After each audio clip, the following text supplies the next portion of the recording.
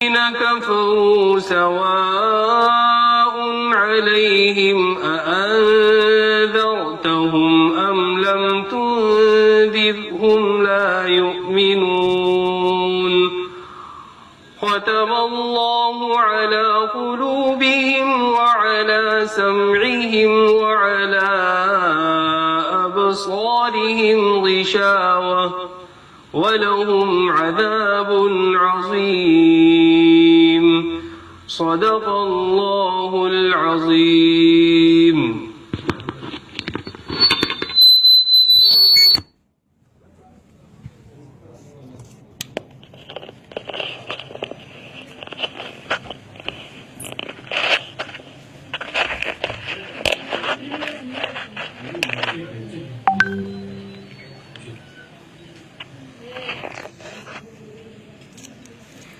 الحمد لله نحمده ونستعينه ونستغفره ونؤمن به ونتوكل عليه ونعوذ بالله من شرور أنفسنا ومن سيئات أعمالنا من يهده الله فلا مضل له ومن يضلله فلا هادي له ونشهد أن لا إله إلا الله وحده لا شريك له ونشهد أن سيدنا ومولانا وحبيبنا وشفيعنا محمدا عبده ورسوله أرسله إلى الناس كافة بشيرا ونذيرا وداعيا إلى الله بإذنه وسراجا منيرا صلى الله تعالى عليه وعلى آله وصحبه وبارك وسلم تسليما كثيرا كثيرا وبعد فأعوذ بالله من الشيطان الرجيم بسم الله الرحمن الرحيم ألف لام ميم ذلك الكتاب لا ريب فيه هدى للمتقين صدق اللہ مولانا العظیم. بزرگوں اور بھائیوں، سورہ بقرہ کی پہلی آیت کی تفسیر چل رہی تھی. یہ بتلایا تھا میں نے کہ سورہ فاتحہ کے آخر میں رسالت کا مسئلہ ہے. بندے اللہ سے دعا کرتے ہیں اہدنا الصراط المستقیم، اے اللہ ہمیں سیدھا راستہ دکھائیے. اللہ تعالی بندوں کو سیدھا راستہ رسولوں کے ذریعے سے دکھائیں گے، ان پر وحیاں نازل کریں گے، کتابیں نازل کریں گے. وہ وحیاں اور کتابیں عام لوگوں کو پہنچائیں گے. اللہ تعالی بندوں کو سیدھا راستہ اس طرح دکھاتے ہیں. بندے دو طرح کے ہیں. ایک بندے وہ ہیں جو اللہ کے پسندیدہ مقبول بندے ہیں، جن پر آخرت میں اللہ کی نعمت ہوگی، رحمت خاصہ ہوگی. منعم علیہم بندے ہیں. قرآن کریم میں ایسے منعم علیہم بندوں کے بہت تذکرے آئے ہیں. ان کا راستہ ہم دیکھنا چاہتے ہیں. دوسری قسم کے وہ بندے جن سے اللہ سخت ناراض ہیں یا تھوڑے ناراض ہیں، بہرحال وہ مغضوب علیہم ہیں یا ضالین ہیں، ان کا راستہ ہمیں نہیں چاہیے. ہم ان کے راستے سے بچے رہنا چاہتے ہیں. یہ مضمون پورا کر کے پھر فوراً سورہ بقرہ شروع ہوئی ہے اور اس کی یہ پہلی آیت ہے. الف لام میم ذالک الکتاب لا ریب فیہ ھدی للمتقین. میں نے بتایا تھا کہ قرآن کریم میں بعض جگہ پر متعدد ترکیبیں ہوتی ہیں اور مختلف ترکیبوں سے معنی مختلف ہو جاتے ہیں. میں نے ترکیب بتائی تھی کہ یہاں ہیا پوشیدہ ہے. الف لام میم ہیا ذالک الکتاب، یہ ہیا مبتدا ہے اور اس کا مرجع ہدایت ہے. اہدنا الصراط المستقیم، اس آیت میں سے منتزع کریں گے مرجع، اور وہ مرجع ہے ہدایت.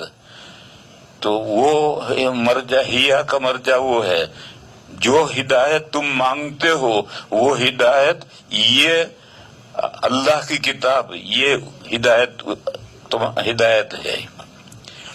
یہاں ایک سوال یہ ہوتا ہے کہ اس کو ہیا پوشیدہ مان کر کے اس کو ادھر جب ہیا کو مبتدا بنائیں گے اور ذالک الکتاب کو خبر بنائیں گے، پہلی خبر، تو لا ریب فی دوسری خبر ہوگی اور ھدی للمتقین تیسری خبر ہوگی.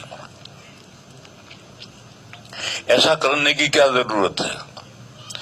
عام طور پر جو لوگ سمجھتے ہیں اور کتابوں میں تفسیروں میں لکھا ہے کہ الف لام میم تو حروف متشابہات ہیں، اس کے بعد ذالک الکتاب وہ مبتدا ہے اور لا ریب فی پہلی خبر ہے اور ھدی للمتقین دوسری خبر ہے. ایسا کر لیں تو کیا حرج ہے؟ کوئی حرج نہیں. ایسا کرنا ہو ایسا کر لو. اس صورت میں مفہوم الگ ہو جائے گا.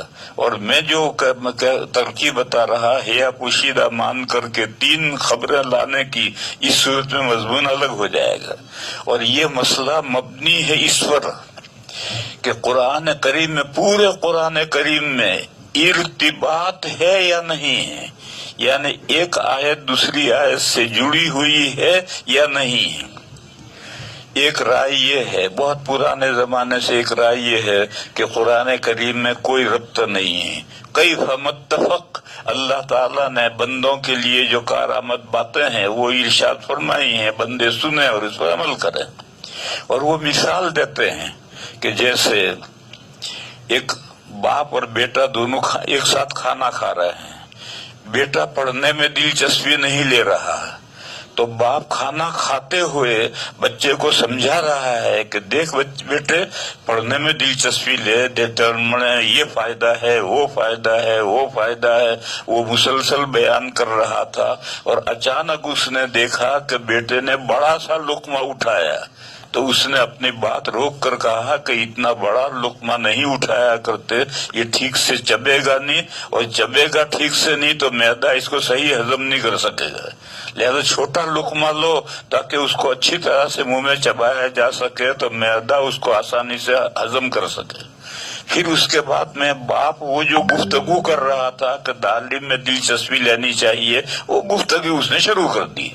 تو بیچ میں اس نے جو لقمہ، چھوٹا لقمے سے چھوٹے لقمے لے کر کھانا چاہیے تاکہ اچھی طرح سے چبے، یہ بچے کی اچانک جو ضرورت سامنے آئی اس کے لحاظ سے باپ نے یہ بات کہی. بس باپ کے آگے کی اور پیچھے کی باتوں کے اور اس بات کے درمیان میں کوئی تعلق اور ربط نہیں. یہ لوگوں نے ایک مثال دی ہے. لیکن دوسری رائے یہ ہے کہ نہیں، قرآن کریم میں ربط ہے، آیتوں کے درمیان میں بھی ربط ہے اور ہر آیت کے اجزاء کے درمیان میں بھی ربط ہے، اور حتیٰ کہ جو ہر آیت کے آخر میں جو فواصل ہیں، آخری حصے آتے ہیں، ان کا بھی آیت کے مضمون سے ربط ہے. اور یہی رائے زیادہ صحیح ہے. اور عربی میں بھی بہت تفسیریں لکھی گئی ہیں جس میں اس ربط کو واضح کیا گیا ہے. ہمارے اسی بامبئی میں مہائم شریف ایک جگہ ہے، وہاں ایک بڑے بزرگ گزرے ہیں، ان کی ایک تفسیر ہے. انہوں نے بھی اپنی تفسیر میں ربط کو بیان کرنے کا خاص اہتمام کیا ہے، مگر وہ عربی میں ہے اور حیدرآباد سے وہ کتاب چھپی ہوئی ہے، مگر ہر آدمی اس کو سمجھ نہیں سکتا ہے کیونکہ عربی میں ہے. اور اردو میں ہمارے حضرت تھانوی قدس سرہ نے بیان القرآن میں ہر جگہ پر ربط کا عنوان دے کر کے آیتوں میں آپس میں تعلق بیان کیا. پھر ابھی میں نے بھی تفسیر لکھی ہے، تفسیر ہدایت القرآن، جو 8 جلدوں میں چھپ چکی ہے.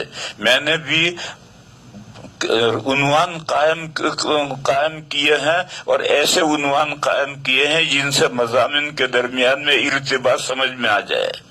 بہرحال صحیح راجح رائے یہ ہے، ایک معمولی آدمی، سمجھدار آدمی گفتگو کرے گا تو اس کی گفتگو بے ربط نہیں ہوگی، اس کی گفتگو کے درمیان میں ربط ہوگا. تو اللہ جو احکم الحاکمین ہیں، جو تمام حکیموں کے حکیم ہیں، ان کے کلام بے ربط کیسے ہو سکتا ہے؟ اس لیے صحیح بات یہ ہے کہ قرآن کریم میں ربط ہے، مگر ربط اتنا گہرا ہے کہ ہر آدمی کے بس کا اس ربط کو پانا نہیں ہے، بڑے لوگ ہی اس ربط کو پا سکتے ہیں.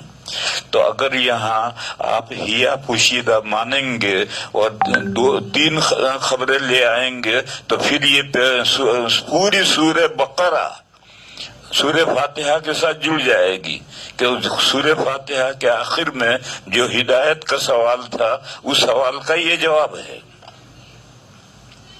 اور قرآن کریم میں جگہ جگہ پر قرآن کریم کو ہدی للناس کہا گیا ہے کہ یہ اللہ کی مرضی ہے، مہربانی ہے، اور یہ اللہ کی رحمت ہے اور گائیڈنس ہے اور رہنمائی ہے.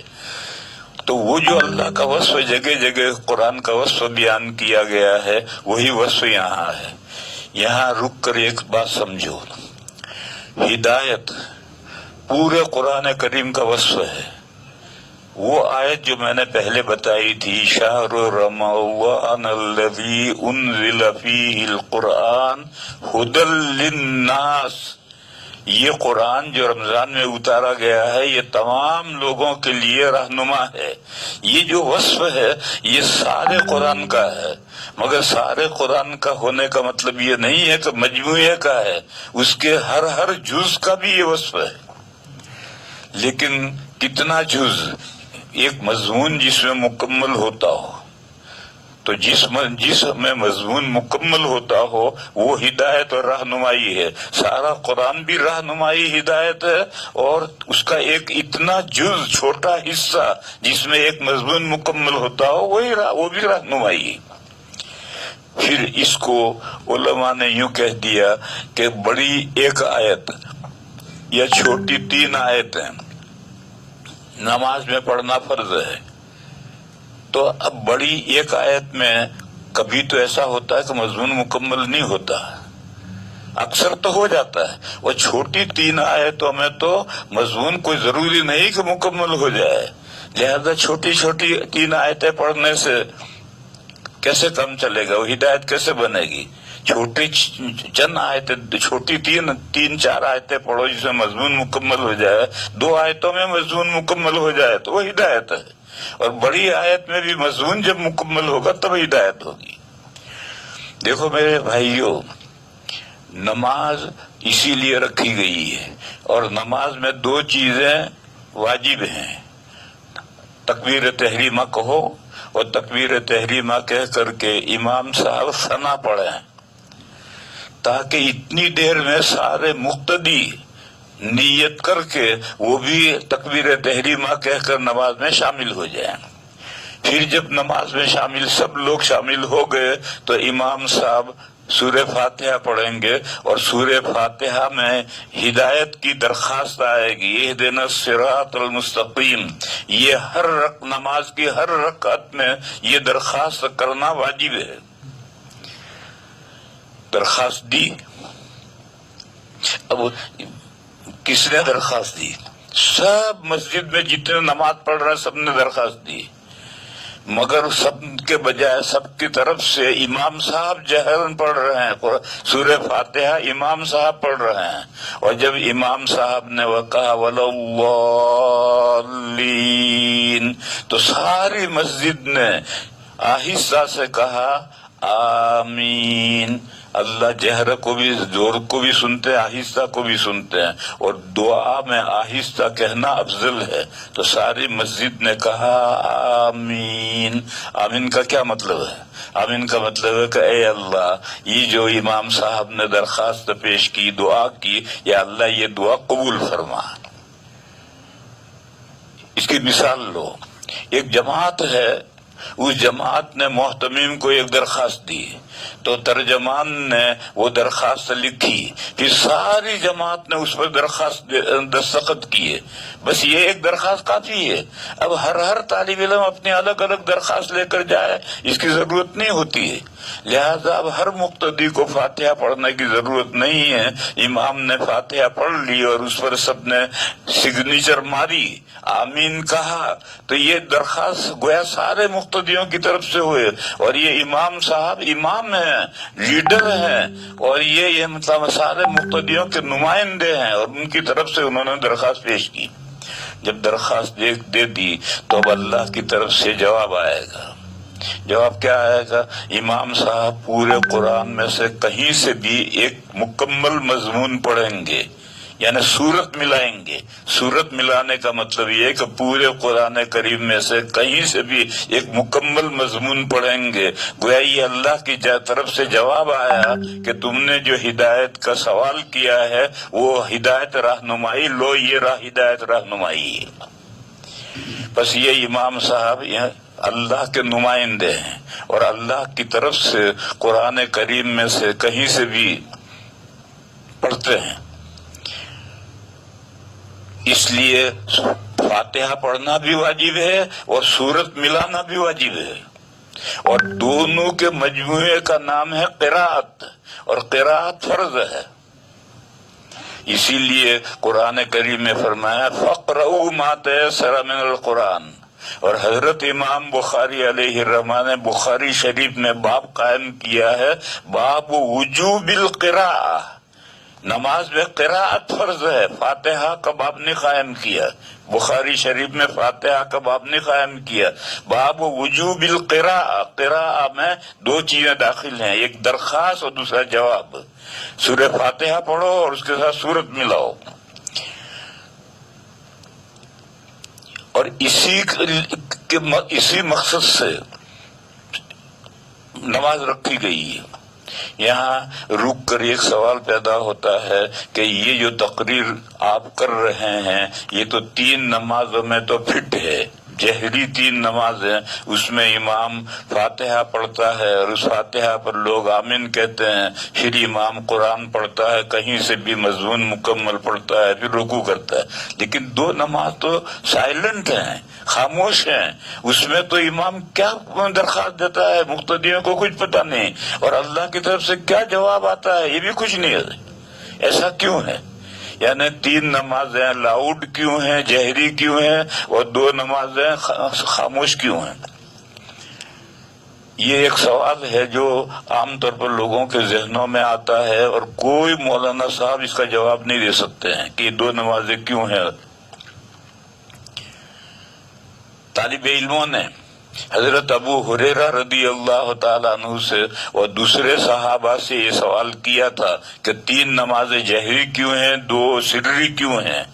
تو انہوں نے جواب دیا کہ جو نمازیں حضور نے ہمیں جہری پڑھائی تھی وہ ہم تمہیں جہری پڑھاتے ہیں، اور جو نمازیں حضور نے ہمیں سری پڑھائی ہیں وہ ہم تمہیں سری پڑھاتے ہیں۔ بس اتنا ہی جواب دیا۔ پھر طالب علموں نے سوال کیا کہ یہ جو 2 نمازیں ہیں جو سری حضور پڑھاتے تھے، ان 2 نمازوں کے اندر حضور قراءت کرتے تھے؟ تو حضرت عمار ابن یاسر نے فرمایا کہ ہاں کرتے تھے۔ تو طالب علموں نے پوچھا کہ آپ کو کیسے پتا چلتا ہے کہ کرتے تھے؟ تو انہوں نے کہا کہ نبی پاک صلی اللہ علیہ وسلم کی داڑھی ہلتی تھی، اس سے ہم سمجھتے تھے کہ حضور پڑھ رہے ہیں۔ یہ روایت ہے۔ معلوم ہوا کہ داڑھی اتنی ہونی چاہیے کہ پڑھتے ہوئے ہلے۔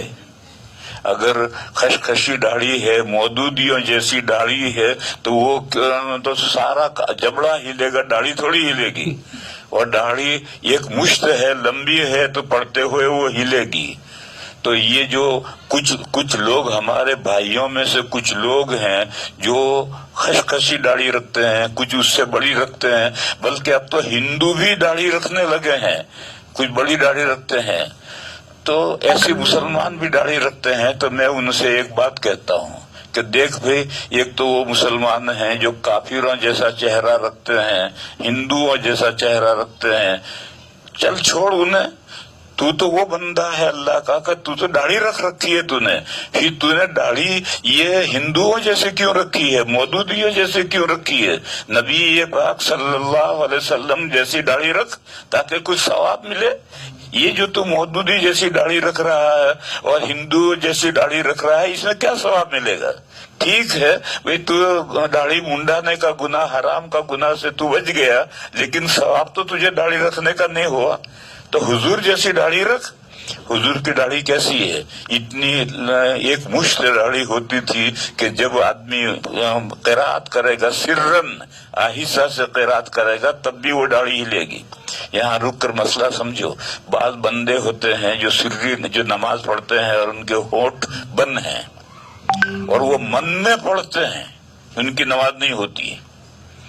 قرات سری میں نے پہلے بھی بتلایا تھا کہ تصحیح حروف ادنا درجہ ہے، زبان ہلے، مخرج پر لگے، حروف کی ادائیگی ہو، اور جب یہ ہوگا تو داڑھی ہلے گی۔ تو بہرحال اس حدیث شریف میں ہے کہ صحابی نے کہا کہ ہم حضور قرات کرتے تھے، ہم اس سے پہچانتے تھے کہ حضور کی داڑھی ہلتی تھی۔ اس کے علاوہ ایک حدیث اور ہے، نبی پاک صلی اللہ تعالی علیہ وسلم سری نمازوں میں فاتحہ کی کوئی آیت تو جہرن نہیں پڑھتے تھے، لیکن فاتحہ کے بعد میں جو سورت ملاتے تھے تو اس سورت میں سے کبھی ایک دو آیتیں حضور جہرن پڑھتے تھے، تاکہ مقتدیوں کو پتہ چلے کہ حضور کون سی سورت پڑھ رہے ہیں اور کتنی مقدار سورت کی پڑھنی چاہیے، یہ لوگوں کو پتا چلے، اس لیے حضور جہرن پڑھتے تھے۔ یہ حدیث ہے، یہ سنت نہیں ہے۔ آج دنیا میں کوئی امام ظہر اور عصر میں بعض ایک دو آیتیں جہرن نہیں پڑھتا۔ جب یہ حدیث ہے، اس عمل کیوں نہیں کرتے؟ غیر مقلد جو اپنے آپ کو اہل حدیث کہتے ہیں کہ ہم اہل حدیث ہیں، ہم تو اہل حدیث نہیں، ہم تو اہل سنہ ہیں، سنت پر عمل کرنے والے ہیں۔ لیکن جو اہل حدیث اپنے آپ کو کہتے ہیں، جو بھی حدیث ملے اس پر عمل، تو اس حدیث پر عمل کرو نا۔ ظہر اور عصر میں سورت میں سے بعض آیتیں جہرن پڑھو، نہیں پڑھتے۔ کیوں؟ اس لیے نہیں پڑھتے کہ یہ حضور تعلیم کے لیے کرتے تھے، تاکہ مقتدیوں کو تعلیم ہو جائے کہ حضور یہ صورتیں پڑھ رہے ہیں۔ یہ جہر کرنا سنت نہیں ہے۔ اگر سنت ہوتا تو پورا فاتحہ اور پوری سورت جہرن پڑھی جاتی، حالانکہ دو نمازیں خاموش ہیں۔ تو کل میں نے بتایا تھا کہ سنت اور حدیث میں فرق ہے۔ حدیث یہ حدیث ہے، حضور ایک دو آیتیں جہرن پڑھتے تھے، یہ حدیث ہے، مگر یہ سنت نہیں ہے۔ چنانچہ ساری دنیا میں کوئی مسلمان ان دو نمازوں کے اندر یہ آیت ایک دو آیتیں جہرن نہیں پڑھتا۔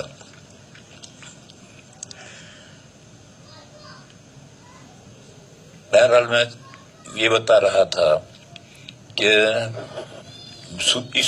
یہ جو اگلی سورہ بقرہ آ رہی ہے، یہ سورہ بقرہ کو سورہ فاتحہ کے ساتھ لنک ہے، اس کے جوڑنا ہے اس کو، اور وہ جوڑیں گے اسی طرح سے کہ ہدایت کی درخواست ہے، اس کی طرف لوٹنے والی ضمیر ہیا پوشیدہ مانی جائے اور ذالک الکتاب کو اس کی پہلی خبر بنائی جائے۔ یہاں ایک سوال ہے کہ قرآن تو یہ سامنے رکھا، پڑھنے والا پڑھتا ہے، الف لام میم ذالک الکتاب، اور ذالک عربی میں اس میں اشارہ بعید ہے، دور کوئی چیز ہو تو اس کے لیے ذالک آتا ہے، اور جو قریب ہو اس کے لیے ھذا آتا ہے۔ پھر یہاں قرآن تو سامنے ہے، پڑھنے والا پڑھ رہا ہے، اس کے منہ میں ہے، اس کے دماغ میں ہے، پھر اس کو ھذا الکتاب کیوں نہیں کہا، ذالک الکتاب کیوں کہا؟ میرے بھائیو، اس سوال کا جواب یہ ہے کہ یہ جو قرآن کریم یہاں ہے، یا جو قاری پڑھ رہا ہے اور ہم سن رہے ہیں، اصل یہ قرآن نہیں ہے، اصل تو قرآن لوح محفوظ میں ہے۔ قرآن اللہ کا کلام ہے، اور وہ سب سے پہلا اس کا جو پیکر محسوس ہے، تمثل ہے، وہ اللہ کا کلام ازل میں لوح محفوظ میں ریکارڈ ہوا۔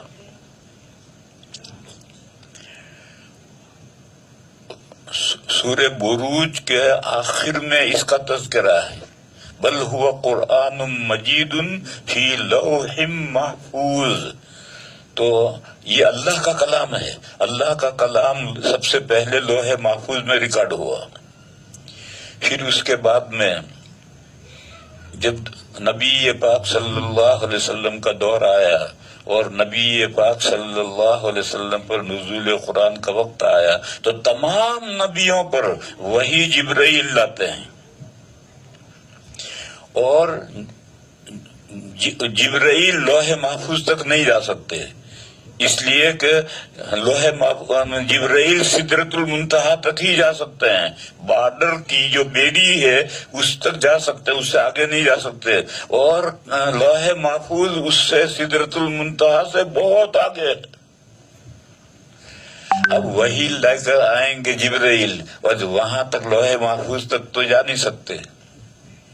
تو اس لیے جب نزول قرآن کا وقت آیا تو ایک رمضان میں شب قدر میں سارا قرآن لوح محفوظ سے یک بارگی پہلے آسمان پر بیت معمور میں اتار دیا گیا. جیسے زمین پر کعبہ شریف ہے، اس کعبہ شریف کے طرح سے پہلے آسمان پر ایک اللہ کا گھر ہے جس کی فرشتے جس کا طواف کرتے ہیں، عبادت کرتے ہیں، اس کا نام ہے بیت معمور. سارا قرآن کریم لوح محفوظ سے بیت معمور میں ایک بارگی اتار دیا گیا. کیوں اتار دیا گیا؟ تاکہ اب اللہ کے حکم کے مطابق جبرائیل علیہ السلام بیت معمور میں سے قرآن کا وہ حصہ چند آیتیں لے کر حضور کے سامنے پہنچائیں گے اور حضور کے سامنے پڑھیں گے. اب ان کو جہاں لوح محفوظ تک تو جا نہیں سکتے، لیکن بہرحال اصل اس کی پوری تفصیل ہے. اس کو اتنا سمجھ سکتے ہیں کہ پورا قرآن لوح محفوظ میں سے ایک بارگی بیت المعمور میں کیوں اتارا گیا. میں نے بتایا کہ اس لیے کہ وہاں سے وہی جبرائیل لے کر آئیں گے، اور جبرائیل لوح محفوظ تک نہیں جا سکتے، اور قرآن اصل میں لوح محفوظ میں ہے. تو اس لیے یہاں اتارا گیا تاکہ یہاں سے حسب حکم آیتیں حضور کو پہنچائیں گے. تو اس سے اتنا سمجھو کہ اصل قرآن لوح محفوظ میں ہے، اور لوح محفوظ میں نے کہا کہ سدرۃ المنتہا سے بہت پرے ہے، بہت دور ہے. تو ہمارے اعتبار سے بھی بہت پرے ہے اور بہت دور ہے. ایک مسئلہ ہے، اس مسئلے کو آپ نہیں سمجھ سکتے، لیکن بغیر سمجھے سن لو. وہ مسئلہ یہ ہے کہ قرآن اللہ کا کلام ہے اور کلام نفسی ہے. تو اصل تو کلام اللہ کا کلام ہے اور کلام نفسی ہے. کلام نفسی کو آپ نہیں سمجھ سکتے. یہ کلام نفسی لوح محفوظ میں متمثل ہوا، اس کا وجود ہوا. تو یہ جو لوح محفوظ میں متمثل ہوا، پھر وہاں سے بیت معمور میں متمثل ہوا، پھر وہاں سے حضور پر آیا اور حضور نے کتابوں میں لکھوایا. اور آج جو قرآن چھپے ہوئے ہیں اور آج جو قاری صاحب پڑھ رہے ہیں، یہ سب اللہ کے کلام پر دلالت کرتے ہیں. اصل تو اللہ کا کلام ہے جو کلام نفسی ہے، جو لیکن اس کلام نفسی تک تو ہم نہیں جاتے ہیں. جو اس کا پہلا پیکر محسوس لوح محفوظ میں ہے، وہ لوح محفوظ ہم سے بہت دور ہے. اس لیے کہا ذالک الکتاب، وہ اللہ کی کتاب ہے جو لوح محفوظ میں جس کا تمثل ہوا ہے، وہ اللہ کی کتاب ہے. آگے ایک مضمون ہے جس کو لوگ جانتے نہیں ہیں. وہ مضمون حضرت نانوتوی، آپ کے دارالعلوم دیوبند کے بانی حضرت مولانا محمد قاسم صاحب نانوتوی، انہوں نے وہ بات مضمون لکھا ہے. اور ان کی ایک اردو میں کتاب ہے جواب ترکی بترکی. وہ پہلے یہ اس نام سے کتاب چھپتی تھی، اب وہ براہین قاسمیہ کے نام سے کتاب چھپتی ہے. اور یہ کتاب شیعوں کے رد میں ہے. ایک شیعہ نے کتاب لکھی اور اس میں اہل السنہ کو خوب جی بھر کر کے گالیاں دی. تو اس کا جواب لکھا حضرت کے ایک شاگرد نے، اور اس نے بھی جی بھر کر کے جواب گالیاں دی. لیکن اس نے جو گالیاں دی تھی اس میں مسائل بھی تھے، ان مسائل کا جواب یہ دے نہیں سکتے تھے، تو وہ مسائل کا جواب حضرت نانوتوی نے اندر بڑھایا تھا، تو اس لیے پہلے تو نام تھا جواب ترکی بترکی، گالیوں کا جواب گالیاں، لیکن پھر بعد میں اس کا نام بدل دیا کہ ترکی بترکی کو کوئی سمجھتا ہی نہیں، ترکی بترکی ایک محاورہ ہے جس کو کوئی سمجھتا نہیں، تو نام بڑھا دیا براہین قاسمیہ، مسائل کے جو مدلل جواب حضرت نے دیے ہیں ان سے نام رکھا براہین قاسمیہ۔ تو حضرت نے براہین قاسمیہ میں یہ مضمون بیان کیا ہے کہ اللہ کی جتنی بھی کتابیں نازل ہوئی ہیں وہ سب اللہ کی کتابیں تھی، اللہ کا کلام نہیں تھا، اللہ کا کلام صرف یہ قرآن کریم ہے، دوسری کتابیں اللہ کی کتابیں تھی۔ اور حضرت نے دلیل پیش کی ہے کہ پورے قرآن کریم میں تمام سابقہ کتابوں کو اللہ کی کتابیں، اللہ کی کتابیں، اللہ کی کتابیں یہی کہا گیا ہے، اللہ کا کلام کہیں نہیں کہا گیا ہے، قرآن کریم میں اللہ کا کلام صرف قرآن کریم کو کہا گیا۔ پھر حضرت نے ایک سوال کا جواب دیا ہے کہ پہلے پارے میں یہ آیت آئی ہے بنی اسرائیل کے تعلق سے کہ یسمعون کلام اللہ ثم یحرفونہ، کہ بنی اسرائیل اللہ کا کلام سنتے ہیں پھر اس میں ہیر پھیر کر دیتے ہیں۔ بعض لوگوں نے کہا کہ اللہ کا کلام یعنی تورات، حضرت نانوتوی نے کہا کہ اللہ کا کلام تورات یہاں مراد نہیں ہے، بلکہ جب تورات لے کر کے موسیٰ علیہ السلام آئے تو قوم نے کہا کہ یہ تورات اللہ کی کتاب ہے، ہم کیسے جانیں، ہم نہیں مانتے۔ تو حضرت نے فرمایا کہ تم اپنے قوم کے کچھ لوگ منتخب کرو، میں ان کو طور پر لے جا کر اللہ سے ہم کلام کرا کر بتلاؤں کہ ان کو ایک تورات میں نے دی ہے۔ تو انہوں نے قوم کے 70 سردار منتخب کیے جن کو موسیٰ علیہ السلام لے کر طور پر گئے اور اللہ کا کلام انہوں نے سنا کہ یہ تورات میں نے دی ہے۔ انہوں نے ان 70 نے آ کر اپنی قوم میں کہا کہ ہم نے کلام تو سنا لیکن کسی کو دیکھا نہیں، کون بولا؟ تو کہا وہ جو 70 آدمیوں نے کلام سنا تھا وہ مراد ہے، یسمعون کلام اللہ ثم یحرفونہ من بعد ما عقلوہ، تورات مراد نہیں۔ تورات اللہ کی کتاب ہے، اور اس کی دلیل یہ ہے کہ جب بنی اسرائیل کو لے کر موسیٰ علیہ السلام دریا سے سمندر سے پار ہوئے، آگے میدان تیہ میں پہنچے تو قوم نے کہا کہ ہمارے لیے اللہ کے یہاں سے کوئی کتاب لائیے تاکہ ہم اس پر عمل کریں۔ تو موسیٰ علیہ السلام نے دعا کی کہ اللہ مجھے کتاب عنایت فرمائے تاکہ میری قوم اس پر عمل کرے۔ تو اللہ تعالی نے کہا کہ تم طور پر چلے آؤ، اور پہلے یہ کہا کہ 1 مہینے کے لیے آؤ، گئے طور پر 1 مہینے کے لیے گئے۔ قوم سے یہ کہا تھا کہ میں طور پر جا رہا ہوں، 1 مہینے کے لیے جا رہا ہوں، اور اللہ اپنی کتاب عنایت فرمائیں گے، وہ کتاب میں لے کر آؤں گا۔ یہ جو طور پر 1 مہینے کے لیے گئے ہیں تو ظاہر ہے اکیلے تھوڑے گئے ہوں گے، ساتھ میں خدام بھی ہوں گے، کھانے پکانے کا سامان بھی ہوگا، 1 مہینے تک بھوکا تھوڑی رہے گا، اور تختیاں بھی حضرت ساتھ میں لے گئے ہیں۔ اور طور پر جا کر کے تورات کا نزول شروع ہوا، جبرائیل وحی لے کر آتے ہیں، تھوڑی سی وحی پہنچاتے ہیں، اس وحی کو موسیٰ علیہ السلام تختیوں میں لکھتے ہیں۔ اچھا، یہ جو وحی آتی ہے اللہ کا کلام نہیں آتا تھا، جبرائیل کا کلام ہوتا تھا، یا جبرائیل کا بھی کلام نہیں ہوتا تھا، موسیٰ علیہ السلام اپنے کلام میں لکھتے تھے۔ جیسے یہ تمام حدیثیں وحی ہیں، لیکن یہ جبرائیل کا بھی کلام نہیں، یہ کلام حضور کا ہے، لیکن ہے وحی۔ تو اسی طرح سے گزشتہ تمام کتابیں جو تھی وہ وحی تھی، اللہ کی وحی تھی، مگر کلام یا تو جبرائیل کا تھا یا پیغمبر کا کلام تھا، اور اسے وہ جتنی وحی آتی تھی اسے لکھتے جاتے تھے۔ 30 دن 1 مہینہ پورا ہو گیا اور تورات کا نزول پورا نہیں ہوا، تو 10 دن ایکسٹینشن کر دیا کہ 10 دن اور بڑھا دیے، اور 10 دن کے اندر وہی آتی رہی 40 دن میں تورات کا نزول مکمل ہوا۔ یہ جو 10 دن بڑھائے، اس 10 دن میں پیچھے گمراہی پھیلی۔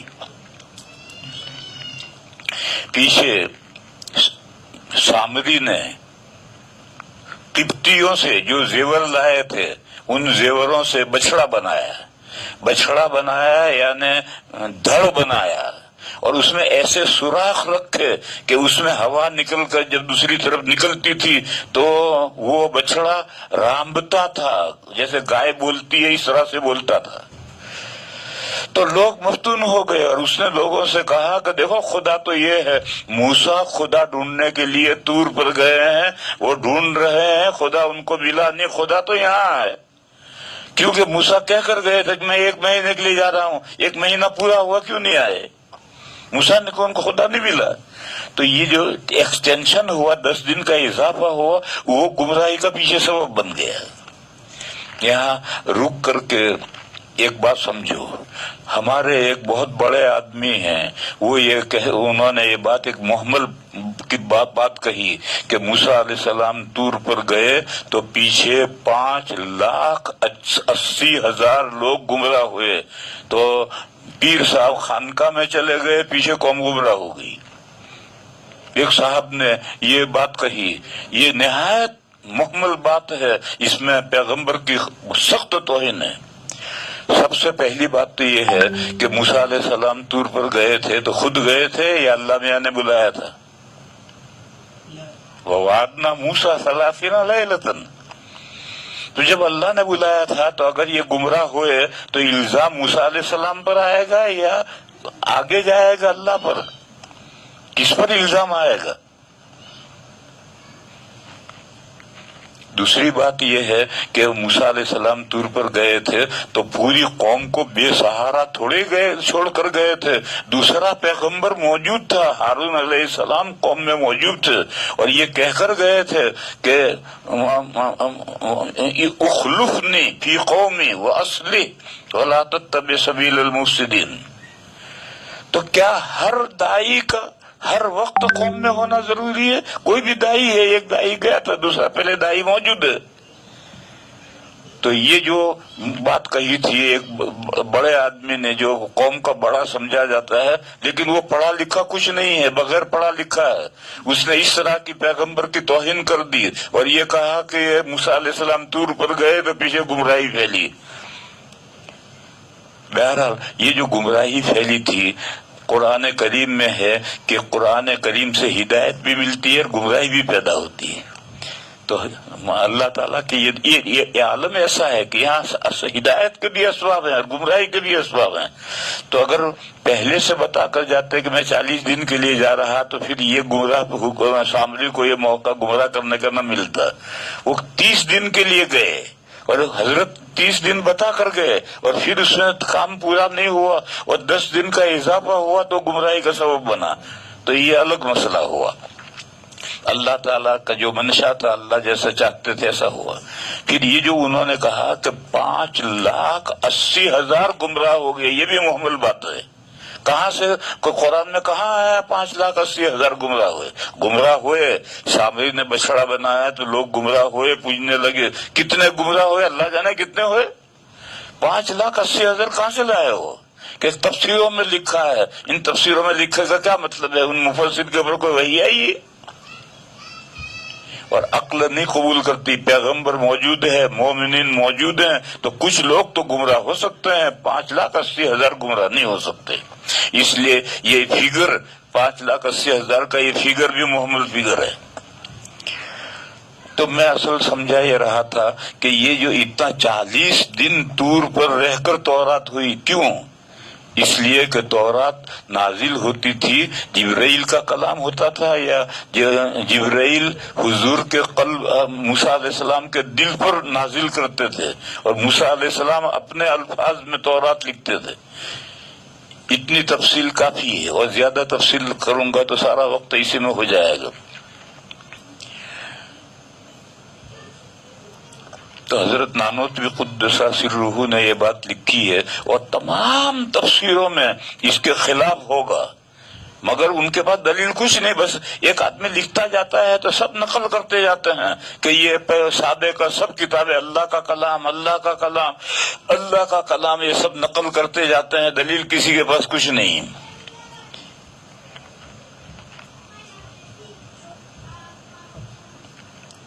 تو اللہ کا کلام یہ قرآن ہے، اور اس سے پہلے کی کتابیں یہ اللہ کی کتابیں تھی۔ کلام یا تو جبرائیل کا تھا یا پیغمبر کا تھا، کیونکہ ان کتابوں کے لیے بقا نہیں تھا، اس لیے لوگوں نے ان کتابوں میں ہیر پھیر کر دی۔ جیسے حدیثیں ہیں یہ وہی ہیں، لیکن کلام حضور کا ہے، لہذا حدیثوں میں لوگوں نے گھڑ گھڑ کر کے حدیثیں گھسا دی۔ یہ تو محدثین کرام نے بڑی محنت کر کے حدیثوں کو الگ کر کیا، ورنہ اگر نہ کرتے تو کچھ پتہ ہی نہیں چلتا کہ اس میں صحیح حدیث کون سی، گڑی ہوئی حدیث کون سی۔ اور بے شمار کتابیں لکھی گئی۔ میرے بھائیوں، حضرت شاہ ولی اللہ صاحب علیہ الرحمٰن نے حجت اللہ البالغہ میں قسم اول کے آخر میں ایک باب قائم کیا ہے، باب طبقات کتب الحدیث، حدیث کی کتابوں کے کیٹیگریاں، درجات۔ حضرت نے فرمایا کہ پہلے طبقے میں صرف 3 کتابیں ہیں، موطا مالک، بخاری شریف اور مسلم شریف۔ دوسرے طبقے میں 4 کتابیں ہیں جو سنن کہلاتی، سنن ترمذی، سنن ابو داؤد، سنن یہ سنن۔ پھر تیسرا طبقہ، چوتھا، پھر 5واں، ایسے 5 طبقے کیے۔ پھر حضرت نے فرمایا کہ جو پہلا طبقہ ہے اس کی تو تمام سندیں صحیح ہیں، اس کے بعد کے جو طبقات ہیں ان میں صحیح حدیثیں بھی ہیں، ضعیف حدیثیں بھی ہیں۔ ترمذی میں، ابو داؤد میں، نسائی میں، ابن ماجہ میں ضعیف حدیثیں بھی ہیں، بلکہ بعض تو کہتے ہیں کہ موضوع حدیثیں بھی ابن ماجہ میں ہیں۔ پھر اور اس سے نیچے جو اترو گے 5ویں طبقے کی کتابوں میں تو شاہ صاحب نے لکھا کہ شاید کوئی حدیث صحیح ہو۔ میں ایک مثال دوں، میرے ایک دوست ہیں دبئی میں، ابراہیم بھائی میزا، وہاں ایک کتاب حکومت نے چھاپی، مسند فردوس، کئی جلدوں میں، اور اس پر گورنمنٹ نے کروڑوں روپے خرچ کیے ہیں، ایک پوری ٹیم ہے جس نے حاشیے لکھے ہیں اور وہ کتاب چھپی تو کئی جلدوں میں ہے۔ تو وہ پورا سیٹ پیک لے کر کے یہاں بامبے آئے، اور بامبے آ کر کے یہاں سے کوریئر کے ذریعے سے مجھے دیوبند روانہ کیا۔ دیوبند آئے تو میں نے کھولا، میں مجھے فون کیا تھا کہ میں کتاب آپ کے لیے بڑی شاندار کتاب لایا ہوں، ایسی ہے ویسی ہے، میں بڑے انتظار میں تھا۔ آئی، میں نے کھولی، اب جو جلد جہاں سے کھولتا ہوں، جو حدیث پڑھے تو حاشیے میں لکھا ہے ھذا حدیث موضوع، ھذا حدیث موضوع، ہر حدیث کے بارے میں لکھا یہ گھڑی ہوئی حدیث ہے۔ میں نے طالب علم سے کہا کہ اسے اٹھا کر اندر رکھ دے، اور میں نے ابراہیم بھائی کو فون کیا کہ تم خواہ یہ کتاب لائے ہو، اتنا محنت کر کے لائے ہو، یا مجھے تو کوئی فائدہ نہیں اس سے ہوا۔ تو یہ جو 5ویں طبقے کی کتابیں ہیں اس میں تو شاید کوئی حدیث صحیح ہے، اور شاہ ولی اللہ صاحب علیہ الرحمٰن نے فرمایا کہ یہ جو 5ویں طبقے کی کتابیں ہیں یہ گمراہ فرقوں کا سارا میٹیریل ان میں سے انہوں نے لیا ہے، گمراہ فرقے سارا میٹیریل اپنا انہی کتابوں میں سے لیتے ہیں۔ میرے بھائیوں، کہنا یہ ہے کہ آج ہم دیوبندیوں کا بھی یہی حال ہو گیا ہے کہ ہمارے یہاں یہ 5 طبقوں کی کتابیں بخاری مسلم کے درجے کی ہو گئی، بس اناپ شناپ ایک روایت ہے اور حوالہ دے دیا کہ فلاں کتاب میں ہے۔ ارے فلاں کتاب میں ہے، وہ کتاب کس درجے کی ہے اور اس کی سند کیا ہے اور قابل اعتبار حدیث ہے یا نہیں، بس کہتے حوالہ دیا ہے۔ ارے حوالہ تو دیا ہے مگر کس کتاب کا دیا ہے؟ تو حضرت شاہ ولی اللہ صاحب علیہ الرحمٰن نے فرمایا ہے کہ تمام گمراہ فرقوں کا میٹیریل انہی کتابوں میں سے لیا گیا ہے۔ آج ہم دیوبندیوں کا حال یہ ہے کہ بس کسی بھی حوالہ دیا ہے۔ ارے حوالہ تو دیا ہے مگر کس کتاب کا دیا ہے اور اس کتاب کی حدیثوں کی حیثیت کیا ہے یہ تو دیکھو۔ اگر اس کا خیال نہیں رکھا جائے گا تو پھر ہم دیوبندی نہیں بن رہیں گے، ہم گمراہ ہو کر بریلوی ہو جائیں گے۔ بریلویوں کے یہاں یہی ہے کہ جو بھی حدیث مل جائے اس پر موضوع ہے یا غیر موضوع ہے اس سے کوئی بحث نہیں. ہمارے یہاں بھی یہی سلسلہ اب شروع ہو گیا ہے. اور اس کے علاوہ جو بزرگوں کی کرامات کی جو حکایاتیں ہیں ان حکایتوں کو حدیث سمجھ لیا گیا ہے. اور یاد رکھو یہ کرامتوں کی حدیثیں ہیں، ان میں 50% تو گھڑے ہوئے واقعات ہیں. وہ واقعات ہیں ہی نہیں، ان کے مرنے کے بعد گھڑے ہیں. ایک بزرگ جب تک زندہ ہوتا ہے اس کی کوئی کرامت نہیں، بس مرا کہ دھڑا دھڑ سوانح آتی ہیں اور بے شمار کرامتیں پیدا ہو جاتی ہیں.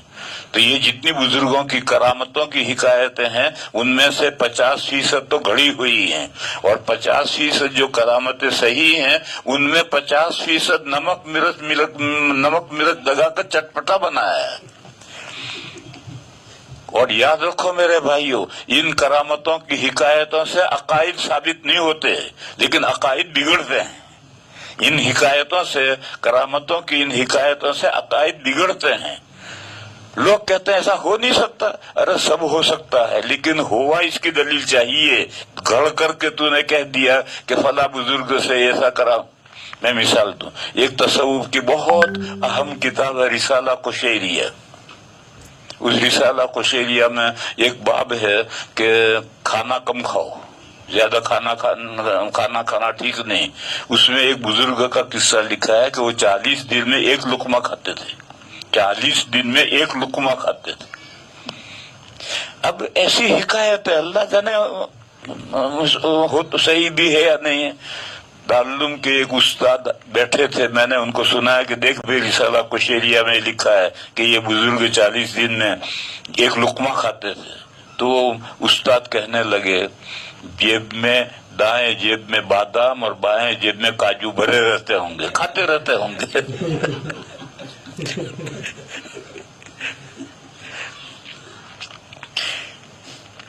بہرحال میں نے یہ بتایا کہ یہ ذالکہ ہاذا نہیں آیا. ذالکہ کیوں آیا؟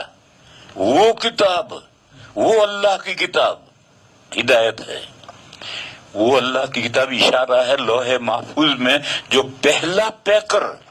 اصل قرآن تو ہے اللہ کا کلام جو کلام نفسی ہے، اس کی طرف تو اشارہ نہیں ہو سکتا. لیکن جو اس کا پہلا پیکر آیا لوح محفوظ میں، جو اس نے پہلا وجود پایا، اس کی طرف اشارہ کیا کہ ذالکہ، وہ جو لوح محفوظ میں جو پہلا قرآن کا پیکر متمثل ہوا ہے وہ اللہ کی کتاب، یہ ہدایت ہے. اگر تمہیں ہدایت چاہیے تو اس اللہ کی کتاب کو پڑھو، سمجھو اور اس پر عمل کرو. پھر اس کے بعد فرمایا کہ لا ریب فیہ. لا ریب فیہ کا کیا مطلب؟ اس کے دو مطلب ہیں. ایک لا ریب فیہ کا مطلب یہ ہے کہ وہ اللہ کی کتاب ہے. الکتاب میں جو الف لام ہے یہ عہد ذہنی کا ہے، یعنی وہ اللہ کی کتاب ہدایت ہے، وہ اللہ کی کتاب ہے. اس کی کیا دلیل؟ لا ریب فیہ، ڈیفینیٹلی قطعی یقینی بات ہے کہ وہ اللہ کی کتاب ہے، دوسرا کوئی احتمال ہی نہیں اس میں. ایک مطلب تو یہ ہے لا ریب فیہ. لا ریب فیہ یعنی اس کے کتاب اللہ کی کتاب ہونے میں کوئی ادنا درجے کا کوئی ڈاؤٹ نہیں ہے، کوئی شک نہیں ہے. دوسرا مطلب یہ ہے کہ پورے قرآن کریم میں کوئی ایسا موقع نہیں ہے جہاں آپ اعتراض کریں کہ یہ بات غلط معلوم ہوتی ہے، ایسا قرآن میں کوئی نہیں ہے. دوسرا مطلب ہے. لیکن جب یہ جوڑیں گے، آپ کو خبر کے بعد خبر بتائیں گے، تو اللہ کی کتاب، اس کے اللہ کی کتاب ہونے میں کوئی ادنا درجے کا شک و شبہ نہیں. پھر اس کے بعد وصف آیا کہ وہ اتنی اہم کتاب ہے کہ اس کتاب پر کے محتاج ہیں ہر ایک بڑے سے بڑے لوگ. دیکھو آج پہلے جو بڑے بڑے شہر ہو گئے، بامبے جیسے، کلکتہ جیسے، لندن جیسے، نیو یارک جیسے بڑے بڑے شہر ہو گئے، تو اس کے لیے گائیڈ بک ہوتی تھی جو ڈرائیور اپنے پاس رکھتے تھے اور اس کے ذریعے سہارے سے وہ منزل پر پہنچتے تھے. اب وہ زمانہ چلا گیا، اب سیٹلائٹ کا زمانہ آ گیا، تو اب جی ایس پی لگ گیا کاروں کے اندر، اس کو کھول لیتے ہیں اور جہاں منزل پر پہنچنا ہو پہنچتے ہیں. جو شخص لندن کا رہنے والا ہے، نیو یارک کا رہنے والا ہے، بمبئی کا رہنے والا ہے، کلکتے کا رہنے والا ہے، وہ اگر کہیں باہر سے آئے گا تو وہ اس اپنے شہر کے اندر اپنے گھر اپنی منزل پر پہنچنا چاہے وہ بھی نہیں پہنچ سکتا ہے۔ اب شہر اتنے بڑے ہو گئے ہیں کہ ان کو بھی جی ایس ٹی کھولنا پڑتا ہے، گائیڈ کے لائن رکھنی پڑتی ہے ساتھ میں۔ تو یہ دنیا ایسا بھول بھلیا ہے، یہاں خیر اور شر دونوں کا مجموعہ ایک ساتھ ہیں۔ یہاں راستے میں سے کانٹوں بھرے کھیت میں سے بچ کر کے، کانٹے نہ لگیں اس طرح سے گزر کر کے منزل پر پہنچنا، اللہ تک پہنچنا، یہ گائیڈ بک کے بغیر ممکن نہیں ہے۔ اور وہ گائیڈ بک ہر ایک کو چاہیے، انبیاء کو بھی چاہیے۔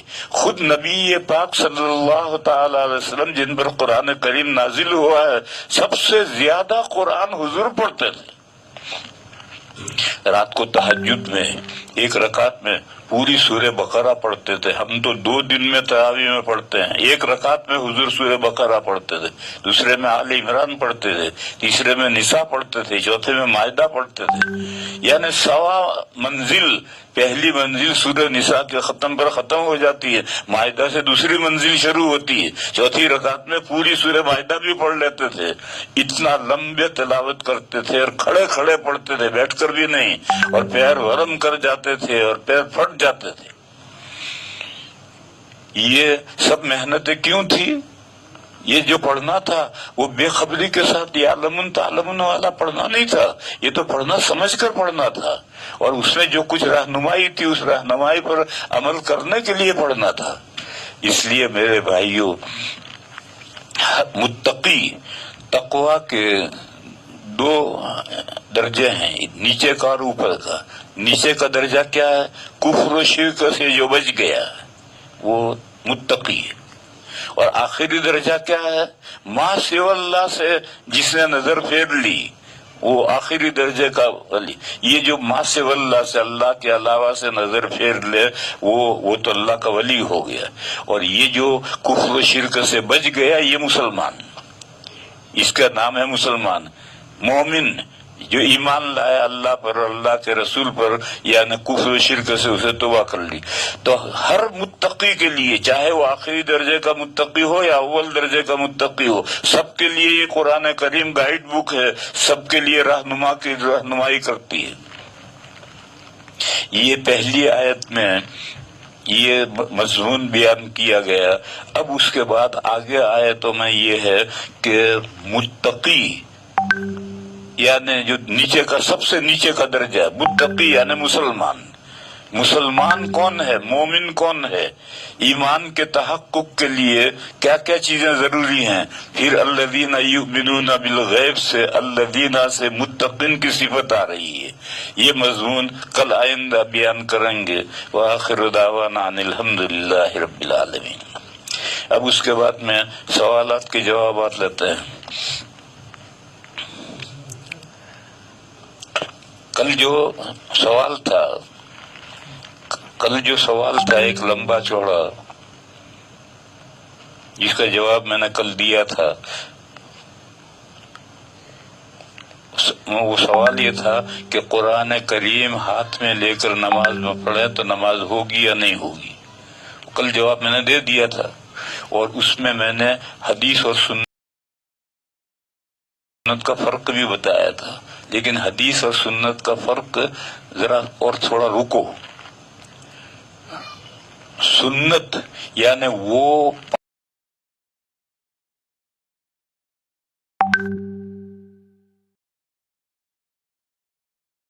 بات جس پر مسلمانوں کو چلنا ہے، الطریقۃ المسلوکۃ فی الدین، دین میں جس راستے پر چلنا ہے اس کا نام سنت ہے۔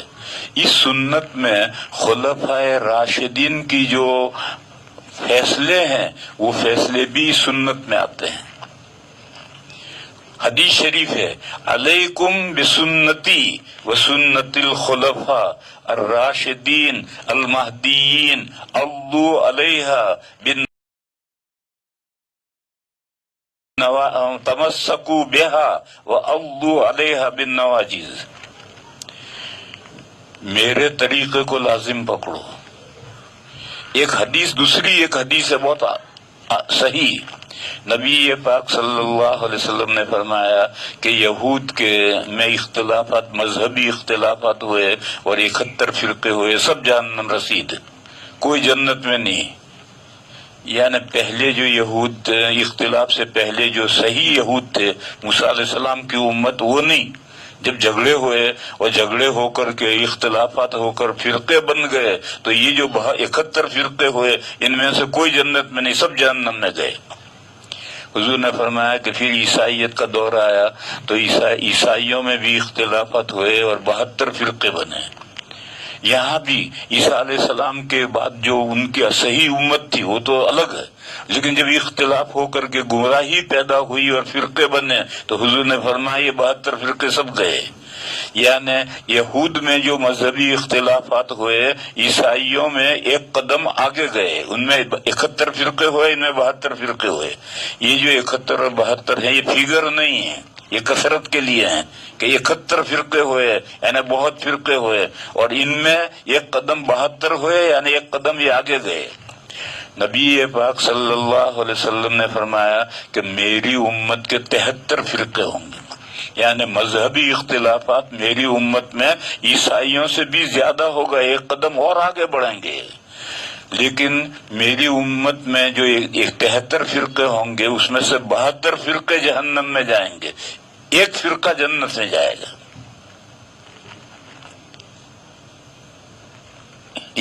یہودی اور عیسائیوں میں کوئی نہیں گیا، ان فرقوں میں سے کوئی جنت میں نہیں گیا. مگر اس امت کی خصوصیت یہ ہے کہ ایک فرقہ جنت میں جائے گا، باقی 72 جہنم میں جائیں گے.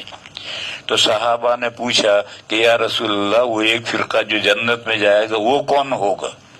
وہ 72 جو جہنم میں جائیں گے جائیں، ہمیں کیا لینا ہے ان سے، وہ کون ہے؟ ان کی معرفت ضروری نہیں ہے.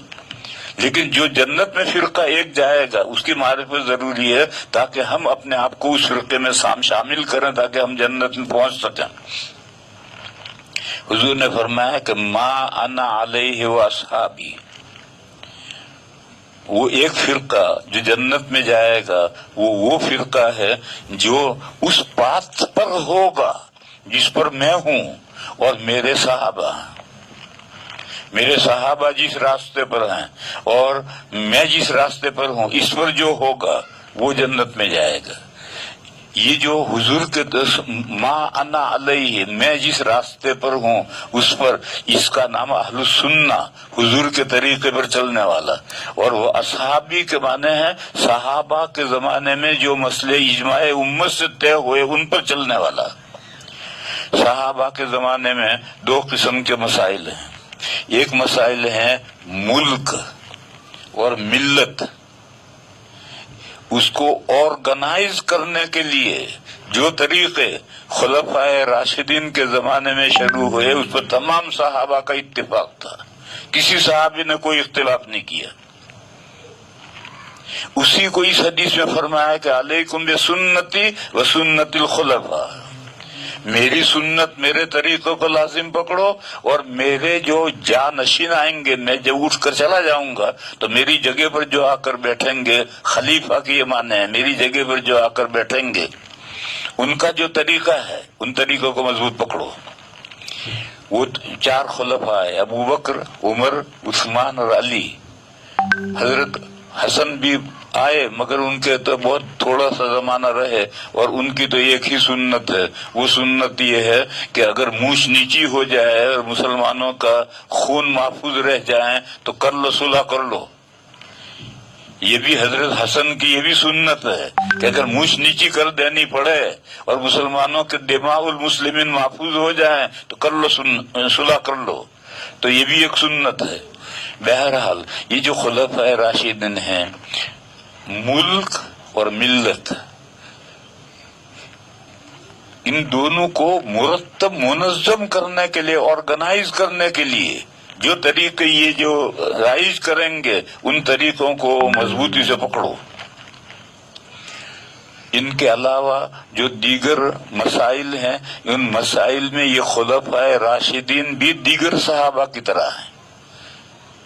میں کسی صحابہ کے کسی قول کو لیا جائے، کسی قول کو نہ لیا جائے، یہ گنجائش ہے، لیکن یہ جو خلفائے راشدین نے یہاں رکو، نبی پاک صلی اللہ علیہ وسلم کے زمانے تک انٹرنیشنل گورنمنٹ قائم نہیں ہوئی تھی، نیشنل گورنمنٹ قائم ہوئی تھی، جزیرت العرب فتح ہوا تھا، جزیرت العرب مسلمان ہوا تھا، اور سب مسلمان ہیں، غیر مسلم کوئی نہیں، تو ملٹی نیشن بھی نہیں تھے، یہ ون نیشن تھا، اور ملک بھی نیشنل تھا۔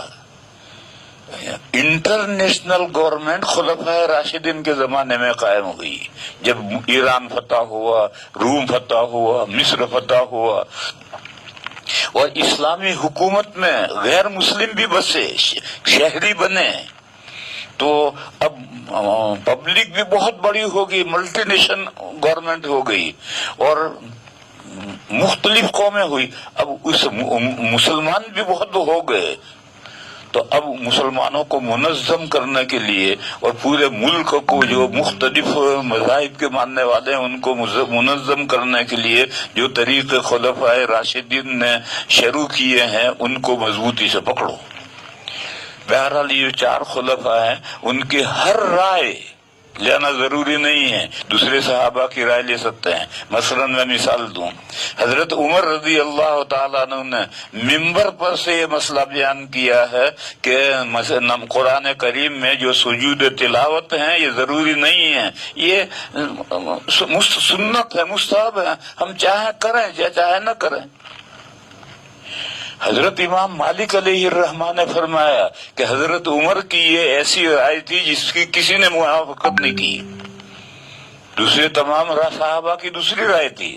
حضرت علی اور حضرت ابن عباس کی رائے یہ تھی کہ قرآن کریم میں 6 سجدے تازائی میں پکے ہیں، ان پر واجب ہیں اور باقی مستحب ہیں، اور دیگر صحابہ کی رائے تھی کہ نہیں، سارے سجدے تلاوت ضروری ہے۔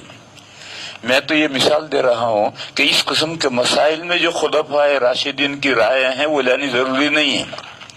بس 2 معاملے، ملک اور ملت، ان دونوں کو آرگنائز کرنے کے لیے جو طریقے ان خلفائے راشدین نے جاری کیے ہیں ان کو لینا ضروری ہے۔ نبی پاک صلی اللہ علیہ وسلم نے یہی فرمایا کہ علیکم بسنتی، میری سنت تم لازم پکڑو، وہ سنت الخلفاء، میرے جانشین جو آئیں گے ان کی سنت۔ خلیفہ کس کو کہتے ہیں اور بادشاہ کس کو کہتے ہیں؟ ملک، بادشاہ اور خلیفہ، ان میں کیا فرق ہے؟ کہتے ہیں کہ حضرت علی کے بعد، حضرت حسن کے بعد پھر آگے جو حکومت چلی تو وہ ملوکیت تھی، خلافت یہیں تک تھی، تو خلافت میں اور ملوکیت میں کیا فرق ہے؟ وہ فرق میں بتاؤں۔ ملک کا جو سربراہ ہے اس کے نہان خانہ، ہمارا جو سر ہے، سر میں 5 بیجے ہیں، اس 5 بیجوں کے بعد پیچھے چھوٹا دماغ ہے، اسے لاشعور کہتے ہیں، اس کے لاشعور میں بھی یہ نہ ہو کہ یہ حکومت میری، یہ اس کے دماغ کے لاشعور میں بھی نہیں ہے، یہ ہے خلیفہ۔ اور کسی درجے میں یہ آ گیا کہ میری، بس وہ پھر بادشاہ ہو گیا ہے، اب وہ خلیفہ نہیں رہا۔ جو خلیفہ میں اور بادشاہ میں یہی فرق ہے۔ آپ چاروں خلفاء، 5 خلفاء کو دیکھ لو، حضرت ابوبکر صدیق، ان کی زندگی سب کے سامنے ہے۔ جب وہ خلیفہ بنائے گئے تو دوسرے دن کپڑوں کی گٹھڑی سر پہ اٹھا کر کے مارکیٹ میں دکان کھولنے کے لیے چلے، راستے میں حضرت عمر ملے، کہاں جا رہے ہو؟ کبھی دکان کھولوں گا۔ تو انہوں نے کہا کہ اگر دکان کھولو گے تو پھر حکومت کا کام کون چلا کرائے گا؟ تو انہوں نے چھوٹتے ہی یہ کہا کہ عمر پھر میرے بچے کیا کھائیں گے؟ دیکھو، سب سے بڑا متوکل صدیق اکبر ہیں، انہوں نے کہا اب عمر، میں دکان نہیں کروں گا تو میرے بچے کیا کھائیں گے؟ تو حضرت عمر نے کہا کہ اس کو ہم سوچیں گے، باقی اب آپ دکان نہیں کریں گے۔ चुनाचे वापस आए और हजरत उमर ने बड़े अकाबिर साहबा को इकट्ठा किया और ये तय हुआ कि भाई हजरत अबू बकर जब खलीफा बने हैं और हुकूमत का काम करेंगे तो अब उनके खर्चा हुकूमत के जिम्मे। तो हजरत से पूछा कि आपका कितना खर्चा है, तो उन्होंने घर वालों से पूछा कि हमारा महीने का इतना खर्चा है, तो उतनी हजरत की तनख्वाह हो गई। एक मर्तबा खाने पर दस्तरखान में मीठा आया तो हजरत ने घर वालों से पूछा कि भाई ये मीठा कहाँ से आया, तो उन्होंने कहा कि हमने रोज के आटे में से मुट्ठी मुट्ठी आटा बचाते रहे, अब वो इतना बचा कि हम बेच करके हमने ये बचाया। तो हजरत ने फौरन पर्चा लिखा बैतुल माल को कि मेरी तनख्वाह में से इतना कम कर दिया जाए। हजरत फारूक आजम रदी अल्लाह ताला अन्हु जब उनको हुआ आखिर में खंजर मारा गया और उन्होंने अगले खलीफा के लिए 6 आदमियों की कमेटी बनाई, तो उन 6 आदमियों में अपने बेटे इब्न उमर को रखा और ये कहा कि इब्न उमर इस कमेटी में रहेंगे मगर खिलाफत इनको नहीं मिलेगी। और ये कहा कि उमर ने ये मुसीबत भुगती है, यही बहुत है, अब मेरी औलाद में से कोई भुगते क्यों भुगते। यही हाल हजरत अली करमल्लाहु ताला अन्हु कब कूफे में थे।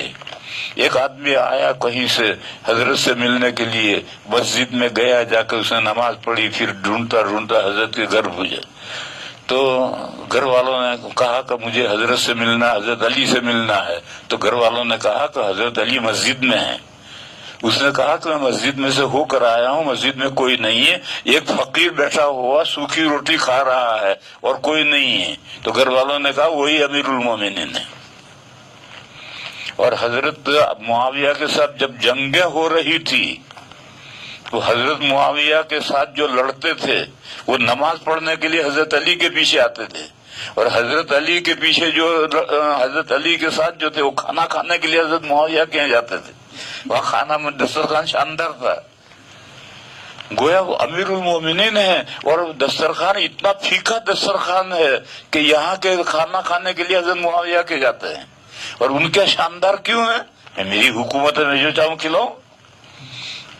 बस इतनी मिसालें काफी हैं। खलीफा और बादशाह में फर्क ये है कि जहन के जो छोटा दिमाग आखिर में है, दिमाग के किसी खाने में ये बात नहीं है कि हुकूमत मेरी, मैं मालिक, तो वो खलीफा है।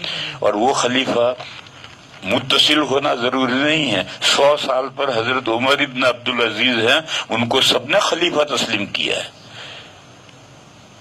वो खलीफा बनाए गए। उनके निकाह में उनसे पहले अब्दुल मलिक इब्न मरवान गुजरा था, उनकी बेटी निकाह में थी और पता नहीं दुनिया भर के जेवर उसने भी अपनी बेटी को दे रखे थे। तो मस्जिद में खिलाफत में बैत हुई, घर आए और घर आकर बीवी को बिठाया और कहा देखो अगर उमर के साथ रहना है तो ये तमाम जेवर बैतुल माल के हैं, दाखिल करो, और अगर तुम्हें जेवर चाहिए तो फिर मुझसे तलाक ले लो। वो अल्लाह की नेक बंदी थी, उसने कहा मुझे क्या करना है जेवर, उसने सारे जेवर हुकूमत को वापस कर दिए। तो गोया ये उन्होंने कहा ये तेरे बाप ने जो दिए हैं तुझे, ये तो हुकूमत के पैसों से दिए हैं, वो तेरे बाप के पास थे कहाँ से। हजरत उसके बाद बहुत लंबा जमाना गुजरने के बाद में हमारे हिंदुस्तान के आलमगीर रहमतुल्लाह अलैह हैं, उन्होंने इस मुत्तहिदा हिंदुस्तान पर, जिस हिंदुस्तान के अब 6 मुल्क बन गए हैं, इंडिया, पाकिस्तान, अफगानिस्तान, बांग्लादेश, नेपाल और बर्मा, 6 मुल्क बन गए हैं। इस पूरे मुत्तहिदा मुल्क पर 56 साल हुकूमत की है।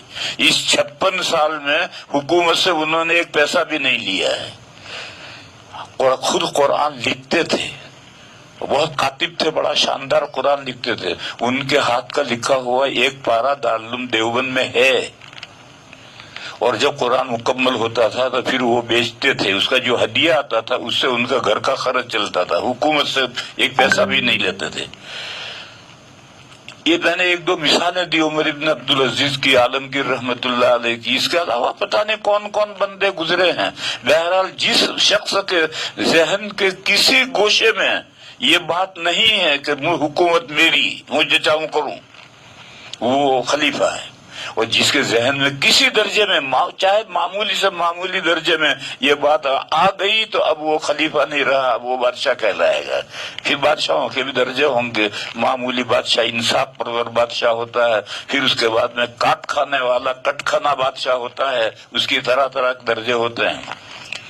بہرحال میں یہ کہہ رہا تھا کہ حضرت حضور پاک صلی اللہ علیہ وسلم کے زمانے میں نیشنل گورنمنٹ قائم ہوئی تھی، انٹرنیشنل نہیں آئی تھی، اور جب تک کوئی مسئلہ پیش نہ آئے وہاں تک میں اس کے احکام بیان کیے جائے تو پھر اس کو صحابہ کیسے یاد کریں گے؟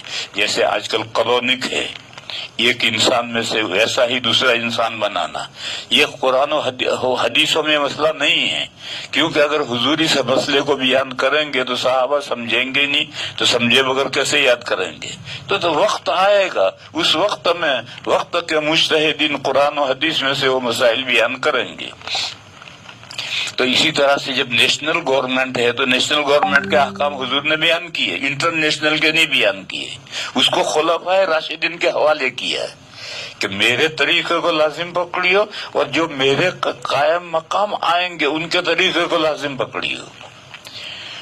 پھر سوال آیا کہ اللہ کے رسول تو اللہ کے رسول ہیں، اللہ کے نمائندے ہیں، وما ينطق عن الهوى ان هو الا وحی یوحی، لیکن یہ جو 4 خلیفہ آئیں گے یہ تھوڑے نبی ہیں، ان کے بعد تھوڑی وحی آتی ہے، پھر ان کے طریقوں کو کیوں لازم پکڑیں؟ غیر مقلدین یہی کہتے ہیں کہ یہ خلفاء راشدین جو ہیں یہ تھوڑے نبی ہیں، ان کے بعد تھوڑی وحی آتی ہے، حضور کے طریقے کو تو لازم پکڑنا ضروری ہے۔ اسی لیے وہ قرآن اور حدیث، ایک فرقہ ہے اہل قرآن، بس وہ قرآن ہی کو مانتا ہے، حدیث نہیں مانتا، وہ یہ کہتے ہیں کہ نہیں قرآن اور حدیث، ہم اہل حدیث ہیں، اہل حدیث سے نیچے نہیں۔ تو وہ یہ کہتے ہیں کہ ان خلفاء راشدین پر تھوڑی وحی آتی ہے، تو اس کا جواب حدیث میں ہے، حضور نے 2 سندیں دی ہیں، الراشد کہ مانے راہ یاب، اور مہدی کے معنی وہ ہدایت معاب جس کی گھٹی میں ہدایت پڑی ہوئی ہے، یہ حضور نے 2 سندیں دی۔ دیکھو یہی جو ہم 4 ائمہ کو مانتے ہیں یا ان کے علاوہ جو معتبر مجتہدین ہیں ان کو جو ہم مانتے ہیں تو من حیث ہوا انسان ہونے کی حیثیت سے نہیں مانتے، ہم ان کو اللہ کے دین کا ماہر مانتے ہیں کہ اللہ کے دین کے قرآن و حدیث کے سب سے زیادہ جاننے والے ہیں، اور وہ جو بات کہتے ہیں قرآن و حدیث کو میں سے نکال کر کہتے ہیں۔ تو اسی طرح سے یہ راہ یاب ہیں، پر جو یہ جہاں لے جائیں گے وہ سیدھے راستے پر ہی لے جائیں گے، اور ان کے گٹی میں ہدایت پڑی ہوئی ہے، جیسے جو بات کہیں گے وہ ہدایت ہی کی ہوگی۔ پھر فرمایا کہ تمسکو بیہا مفرد کی ضمیر آئی، بیہی ماں نہیں آیا، یعنی حضور کی سنت اور خلفاء راشدین سنت دونوں سنتوں کو مضبوط پکڑو، نہیں بیہا۔ اور عربی کا قاعدہ ہے کہ ضمیر اقرب قریب کا مرجع ہوتا ہے، اور قریب خلفاء راشدین کی سنت ہے، تمسکو بیہا، خلفاء راشدین کی سنت کو مضبوط پکڑو۔ ایک مضبوط پکڑنا تو ہے ہاتھوں سے، اور ایک مضبوط پکڑنا ہے دانتوں سے، اور ایک مضبوط پکڑنا ہے داڑھوں سے۔ تو فرمایا عضو علیہا بالنواجذ، داڑھوں سے مضبوط پکڑو، چھوٹنا نہیں چاہیے، چاہے خون ہو جاؤ مگر وہ چھوٹنے نہیں چاہیے۔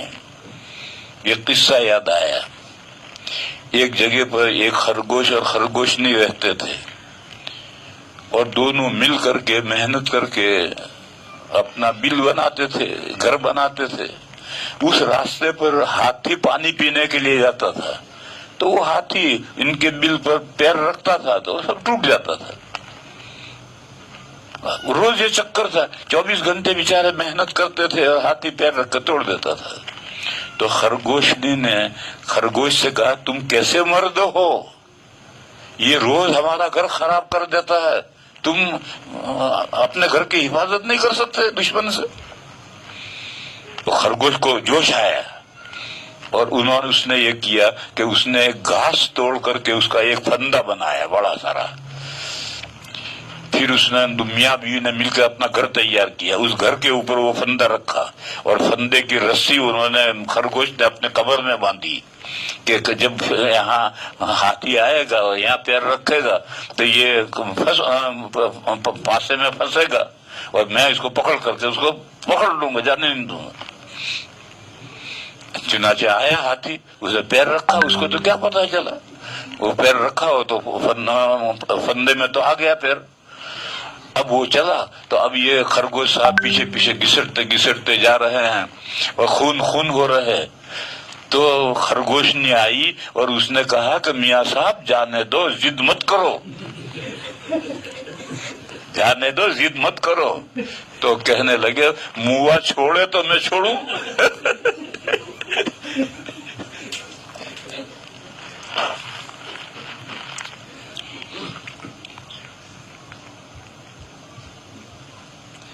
تو میرے بھائیوں، جس کی گھٹی میں ہدایت پڑی ہوئی ہے اور کسی چیز کو ڈاڑوں سے مضبوط پکڑ رکھا ہے تو وہ گھسٹتا گھسٹتا چاہے خون خون ہو جائے، وہ گھسٹتا گھسٹتا اس کے پیچھے جائے گا۔ لہذا خلفائے راشدین کی سنتوں کو نہیں پکڑ عبدو علیہا بالنواجذ۔ اس لیے ہم ہیں اہل السنہ والجماعہ، نبی پاک صلی اللہ علیہ وسلم کے طریقے پر عمل کرنے والے، اور یہ خلفائے راشدین کے جو طریقے تھے ان دو سلسلے میں، اور باقی سلسلے میں خلفائے راشدین بھی دیگر صحابہ کی طرح سے امت کے مجتہد ہیں، اور بات کے مجتہد کو حق ہے کہ ان کا قول لے یا نہ لے، لیکن ان دو معاملوں میں ان کا قول لینا ہے۔ یہ پچھلی بات پر جو میں نے بیان کیا تھا کہ ملت کو آرگنائز کرنے کے لیے، اور اس کی بہت مثالیں ہیں، یہ جو تراویح 20 رکعت حضرت عمر نے شروع کی ہے، یہ ملت کو آرگنائز کیا ہے۔ لوگوں میں طلاق دینے میں بے راہ روی شروع ہوئی تو انہوں نے ایک ساتھ دی ہوئی 3 طلاقوں کو 3 قرار دیا، یہ ملت کو آرگنائز کیا۔ اسی طرح سے حضرت ابوبکر کی بھی سنت ہے، حضرت عثمان کی بھی سنت ہے۔ حضرت عثمان نے جب شہر مدینہ بڑھ گیا تو ایک اذان کو، جو حضور کے زمانے سے ایک اذان 2 مقصد کے لیے ہوتی تھی، باہر والوں کو اطلاع دینا کہ آؤ، اور اندر والوں کو اطلاع دینا کہ نمازیں بند کرو، یہ خطیب صاحب آ گئے ہیں۔ ان 2 مقصدوں کو الگ کیا اور دونوں کے لیے اذانیں الگ الگ کر دی۔ جو باہر والوں کو بلانے کے لیے تھی وہ مسجد کے دروازے کے بجائے زہرہ مقام پر اوپر سے اونچائی سے دی جانے لگی، اور دوسری اذان جو مسجد کو اطلاع کرنے کے لیے تھی وہ مسجد کے اندر لے لی۔ حضرت علی کرم اللہ تعالی وجہہ نے بھی ایسی سنت ملت کو منتظم کیا۔ سب سے پہلی جنگ ہوئی جنگ جمل، اس میں حضرت علی کا لشکر کامیاب ہوا، حضرت عائشہ اور حضرت طلحہ اور حضرت زبیر کا لشکر ہارا، تو قیدی بھی پکڑے گئے، حضرت عائشہ بھی قید میں آئی اور مال غنیمت میں بھی آیا۔ تو حضرت علی کی فوج نے کہا کہ مال غنیمت تقسیم کرو، تو حضرت علی نے تقریر کی کہ مال غنیمت تقسیم ہوگا تو جو قیدی ہے وہ بھی غلام بندی بنائے جائیں گے۔ تو میں دیکھنا چاہتا ہوں تم میں سے کون منحوس ہے جو حضرت عائشہ کو اپنی باندی بنائے گا۔ تو سارا مجمع لرز گیا اور طے ہو گیا کہ مسلمان لڑیں گے تو ایک جیتے گا اور ایک ہارے گا، تو جو ہارا اس کا مال غنیمت نہیں ہوگا، اس کے قیدی غلام بندی نہیں بنائے جائیں گے۔ حضرت علی نے سب کو چھوڑ دیا، قیدیوں کو، حضرت عائشہ کو اعزاز کے ساتھ مدینہ بھیج دیا، اور جتنے جو کچھ مال پایا تھا، جو شہید ہوئے تھے، ان کے ورثاء کو پہنچا دیے۔ پھر حضرت علی اور حضرت معاویہ کے درمیان میں لڑائی ہوئی، ادھر بھی لوگ شہید ہوئے، ادھر بھی شہید ہوئے۔ تو حضرت علی سے پوچھا کسی نے کہ یہ جو دونوں طرف آدمی مارے جا رہے ہیں ان کا کیا انجام ہوگا؟ تو فرمایا قتلانا وقتلاہم فی الجنہ، ہماری طرف جو مارے جا رہے ہیں وہ بھی، اور ان کی طرف جو مارے جا رہے ہیں وہ بھی، سب جنت میں جائیں گے۔ اب یہ مسائل حضرت علی ہی طے کر سکتے تھے، بعد میں نہیں طے ہو سکتے تھے۔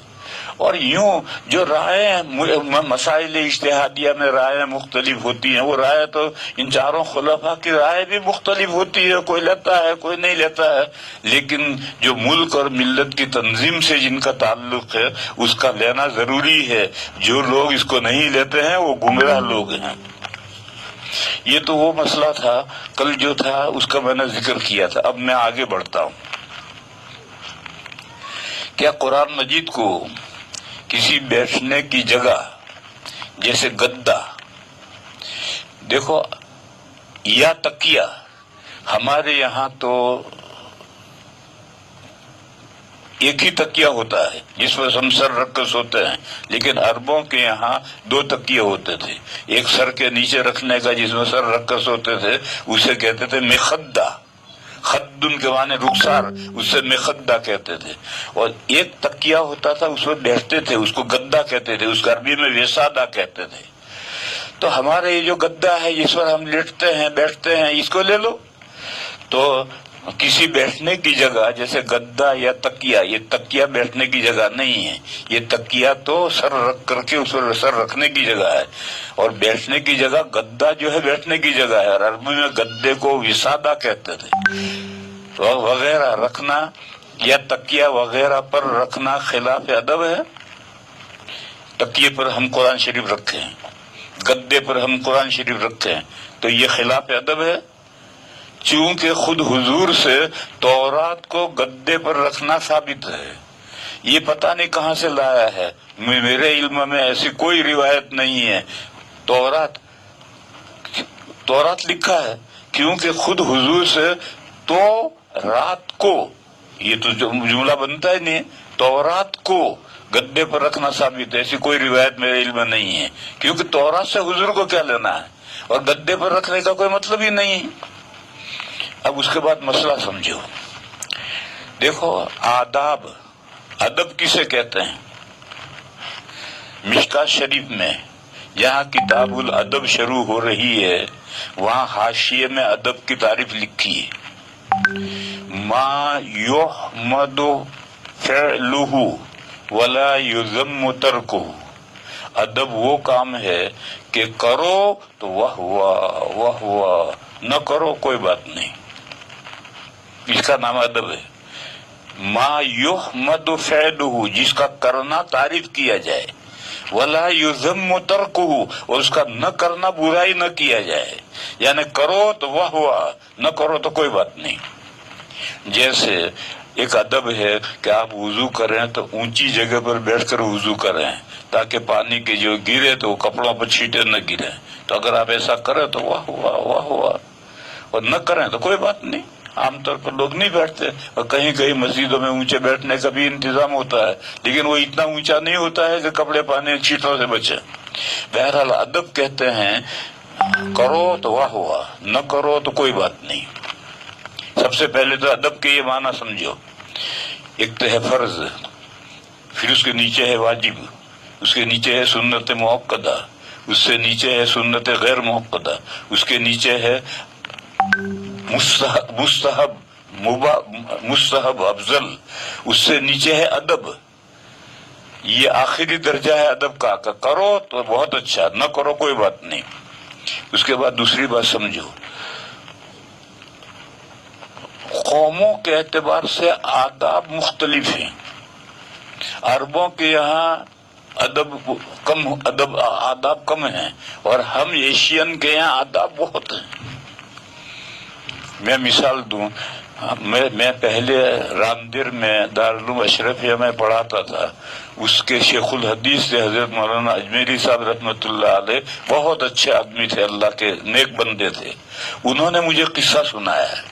وہ حج میں گئے تھے، انہوں نے کہا کہ میں حرم شریف میں بیٹھا ہوا تھا تو میرے پاس میں ایک عرب آیا، اس نے ریک میں سے قرآن لیا اور قرآن لے کر پڑھا، اور اس نے آگے چپل رکھ رکھے تھے تو پڑھا، اور پڑھ کر کے جب فارغ ہوا تو قرآن بند کر کے چپلوں پر رکھ دیا. اب ہمارے نزدیک تو اگر چپل پر جوتے پر قرآن شریف رکھ دے تو کافر ہو جائے. اس نے رکھ دیے تو کہا، مجھے بڑی حیرت ہوئی. میں نے اس سے کہا کہ تو نے کیا کیا؟ تو اس نے مجھ سے کہا، نجس ہوا؟ کیا یہ چپل ناپاک ہے؟ اب ناپاک تو کہہ نہیں سکتے، ناپاک ہے تو مسجد میں کیوں لائے، اور پاک ہے تو پاک چیز پر قرآن رکھ دیا تو کیا برا ہوا؟ تو اس نے فوراً سوال کیا کہ نجس ہوا؟ کوئی جواب نہیں دے سکے. کہا میں اٹھا اور میں نے وہاں سے اٹھا کر ریک میں رکھا. اس کے نزدیک تو یہ کوئی بات نہیں ہے, اسے چپل پر خدا رکھ دیا, وہ پاک ہے, پاک چیز میں پاک چیز رکھ دیا. یہ حضرت مولانا اجمیری صاحب نے مجھے قصہ سنایا تھا, اور یہ تو میری آنکھوں کا دیکھا ہوا مشاہدہ ہے. مکہ مکرمہ میں بیت اللہ شریف کے پاس گول سب بنتی ہے اور بیچ میں طواف چلتا رہتا ہے. تو جو اللہ کے نیک بندے ہیں, بوڑھے آدمی, وہ آتے ہیں جلدی سے آ کر پہلی سب میں جگہ پالے پکڑ لیتے ہیں, اور وہ بیت اللہ کی طرف دونوں ٹانگیں لمبی کر کے بڈھا بیٹھا بیٹھا تسبیح پڑھتا ہے. ایک نہیں کتنے ہی آدمی اسی طرح سے بیت اللہ کی ٹانگیں لمبی کر کے تسبیح پڑھتے رہتے ہیں. اور ہمارے یہاں کہتے ہیں, یہاں سے بھی کہتے ہیں کہ بیت اللہ, ارے بیت اللہ کے پیر لمبے کر رہا ہے, وہ تو وہاں بیت اللہ کے سامنے بیٹھا ہوا, پہلی سب میں بیٹھا ہوا, پیر لمبے کر کے. اس لیے میرے بھائیوں اس قاعدے کو سمجھ لو کہ یہ جو آداب ہیں یہ قوموں کے اعتبار سے مختلف ہیں. ایشین کے یہاں آداب کچھ زیادہ ہیں اور عربوں کے یہاں آداب کچھ کم ہیں. لہذا مسئلہ قرآن شریف کو تکیے پر رکھنے میں تو کوئی حرج نہیں, لیکن گدا جس پر بیٹھنے کا ہے اس پر ہمارے یہاں رکھنا خلاف ادب سمجھا جاتا ہے. عربوں کے یہاں یہ خلاف ادب نہیں. یہ قوموں کے اختلاف سے یہ سب مسائل مختلف ہوتے ہیں. دوران حدیث آپ نے یہ مسئلہ بیان کیا تھا کہ اب افطاری کا وقت ہونے سے پہلے, افطاری کا وقت ہونے سے پہلے غروب آفتاب کے وقت دعا نہیں چاہیے, بلکہ افطاری کا وقت ہو جائے اس وقت دعا مانگنی چاہیے. اور اس لیے اور اس وقت کوئی دعا نہیں مانگتا, لوگ دعا نہیں مانگتے. لہذا اس سلسلے میں یہ میں نے بخاری شریف کے سبق میں یہ بات بیان کی ہے کہ 15-20 منٹ پہلے دسترخوان بھی جاتا ہے اور اس پر کھانا چن دیا جاتا ہے, اور لوگ آ کر کے بیٹھ جاتے ہیں, گھروں میں بھی بیٹھ جاتے ہیں اور خانقاہوں میں بیٹھ جاتے ہیں, اور بیٹھتے ہی لوگ بیٹھے دعائیں شروع کرتے ہیں. بلکہ بہت سی جگہ تو اجتماعی دعا ہوتی ہے, اس وقت میں اجتماعی دعا کا کوئی ثبوت نہیں, دعا کرتے رہتے ہیں. یہ وہ سورج کے غروب ہونے کا وقت ہے. پھر جب دعا سے کر کے فارغ ہو جاتا ہے پھر بیٹھ کر کے گپ کرتے باتیں کرتے ہیں, اور پھر جب گھنٹی بجتی ہے اذان ہوتی ہے تو کھجور اٹھا کر منہ میں, ارے یہ افطار کا وقت ہے جو تو کھجور اٹھا کر منہ میں رکھ رہا ہے, یہ افطار کا وقت, اب کر دعا. جو قبولیت دعا کا وقت ہے وہ تو جب آپ کوئی بھی چیز پانی پی رہے ہیں یا کوئی چیز اٹھا کر کھا رہے ہیں, یہ افطار کا وقت ہے, روزہ کھلنے کا یہ وقت ہے, یہ قبولیت دعا کا وقت ہے. اس وقت دعا کر, چاہے اللہم اغفر لی کہ اے اللہ میری بخشش فرما, بھئی اتنا ہی کہہ لے, یا یہی کہہ لے کہ یا اللہ یہ کورونا بیماری کے جو آفت بلا چلی ہوئی اس سے میری حفاظت فرما, یہی کہہ کر پھر کھجور منہ میں رکھ. اور اس سے پہلے تو نے جو دعائیں مانگ رکھی تھی سورج غروب ہونے کے وقت میں, وہ تو افطار کا وقت نہیں ہے. تو اس لیے میں نے بخاری شریف کے سبق میں یہ کہا تھا کہ یہ جو دعا کرنے کا معمول چلا ہوا ہے غروب کے وقت میں افطاری سے پہلے, اور دعائیں کر کے تھک ہار کر پھر باتیں کرتے کھانا شروع کر دیتے ہیں. ارے یہ افطار کا جو وقت ہے اس وقت دعا کر, چاہے مختلف دعا ہے اللہم لک صمت ولک علیک توکلت وعلی رزقک افطرت. یہ دعا اتنی چھوٹی سی دعا ہے, اس دعا کے ساتھ کچھ اور بھی بڑھا دے, اللہم اغفر لی بڑھا دے, اللہم انی اعوذ بک من کورونا وائرس, کتنا بڑھا دے. تو افطار جو کھانے کا وقت ٹائم ہے یہ افطار کا وقت ہے, یہ دعا کی قبولیت کا وقت ہے. یہ جو 10 منٹ پہلے جو بیٹھے بیٹھے دعا کرتے ہیں اور اجتماعی دعا کرتے ہیں اور یہ سب, اس کا کوئی ثبوت نہیں ہے, اور وہ قبولیت کا وقت بھی نہیں ہے. وقت قبولیت کا تو یہ ہے, اگر تراویح میں کوئی حافظ غنہ نہ کرے تو کیا تراویح درست ہو جائے گی؟ غنہ نہیں کرتا, یعنی یا لمن تعلمن پڑھتا ہے تو تراویح تو ہو جائے گی, لیکن قرآن اس پر لعنت کرے گا. حدیث شریف میں ہے کہ بعض لوگ قرآن اس طریقے پر پڑھتے ہیں کہ قرآن کریم اس پر لعنت کرتا ہے. تو یہ جو آج کل تراوی میں لوگ پڑھتے ہیں کہ پیچھے کچھ پتہ نہیں چلتا کہ کیا پڑھا اس نے، یا لمن تعلمون ہی سنت میں آتا ہے. غنہ کیا، وہ تو صفات لازمہ میں سے بھی کوئی صفت ادا نہیں کرتا. تو نماز تو ان کو ہر صورت میں ہو جائے گی، مگر قرآن ایسے پڑھنے والے پر لعنت کرے گا. یہ اتنے سوال تو آج ہوئے، اب وقت ختم ہو گیا، لہذا باقی سوال پھر باقی ہے.